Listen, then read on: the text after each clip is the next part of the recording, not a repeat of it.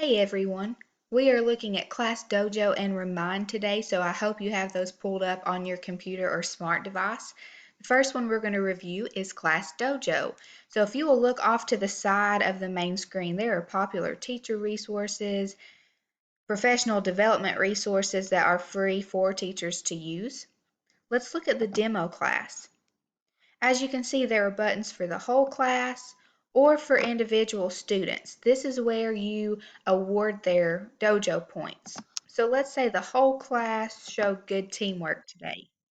Every member of the class would get a dojo point. You can also give or take points away from individual students. So let's say Jennifer was off task today. She loses that dojo point.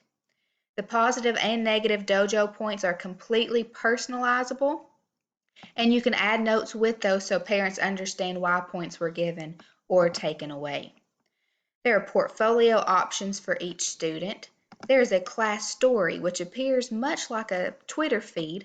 You can post photos, files, recordings, events, and it goes to everyone in the class community.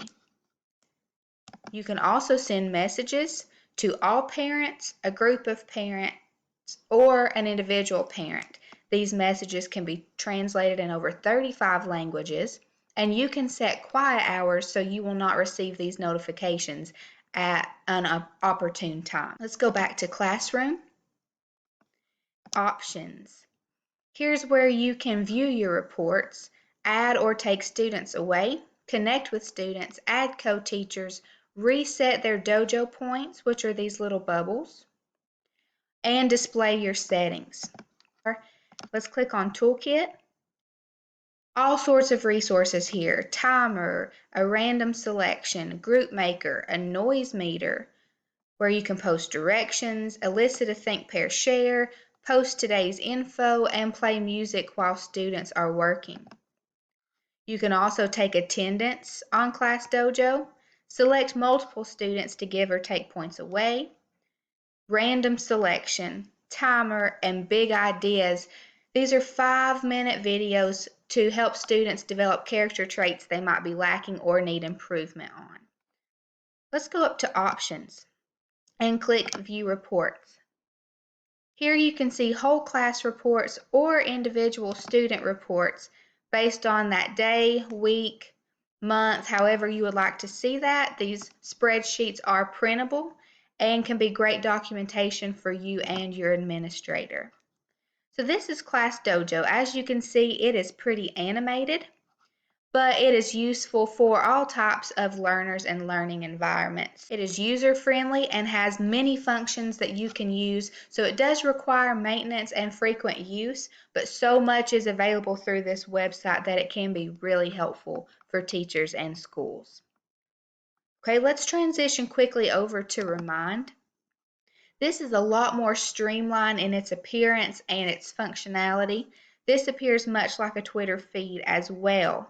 So you can see my announcements here and where people have responded to them. I can respond to my own announcements as well. These announcements can have attachments. They can be translated and they can include files. And those files will be saved in your portal as you use them. The good thing about Remind is parents can access it through text message or through the app. So as long as parents can text, they can use Remind. These messages can be sent to groups, to individuals, or to whole classes. The only downside is the character limit is 140 characters. So these messages have to be brief and concise in order to communicate effectively. But this is an option for communication. This app also has a translator, and you can manage the notifications and print email histories or message histories from this app for documentation. So these are Remind and Class Dojo, two of the options we have for mobile communication apps for our students and their families. So if you will take a few minutes to explore these two platforms, come up with any questions you might have, and we will address those in our Google Classroom platform. I hope you all have a great day, and I look forward to seeing you again on our next training.